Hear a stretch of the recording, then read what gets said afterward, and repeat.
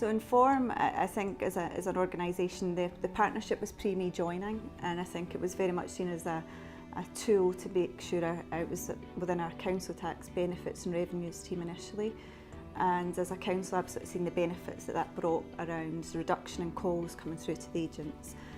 The challenges that any council faces are around the financial constraints, so there is a pressure on headcount. So in 2016 coming into 2017, it was very much looking at what other services could we use the Inform IVR functionality, and it was a high volume waste and environmental.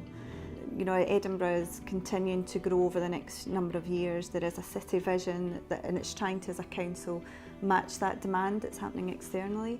So for me, self-serve is absolutely key on the services that we can. So where we've got an online presence and where we've got the ability for customers to self-serve, it's absolutely key we do that, because we can't just keep putting more people on the phones or more people answering chat. We absolutely need to make sure we've got the right resource so that we can have more teachers, you could have more social workers. It's about using the public money for people that do need a face-to-face element, and that's where I think self-service and technology is key for some of the other services that don't require that high, I suppose, high face-to-face complex transactions. If you look at a couple of recent examples, if I was to compare January 17 into January 18, just looking at our waistlines, we have seen a reduction in abandonment calls of nearly 90%, and we've also seen about an 80% reduction in calls that would have come through to an agent. So that in itself, just by bringing that service on board, has allowed us to reduce headcount, but also increase customer satisfaction. It's looking to expand it into other services, because we've seen a reduction in call volume into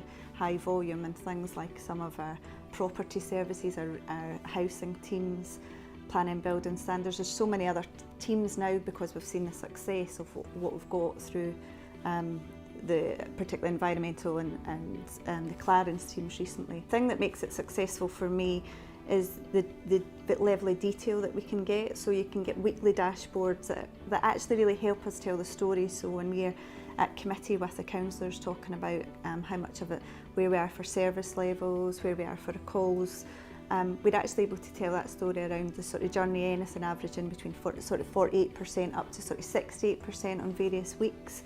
That level of detail is critical. It also allows me, when I'm budgeting for headcount, to be able to forward plan around actually what does that forecast look like, especially as we've come into the new financial year.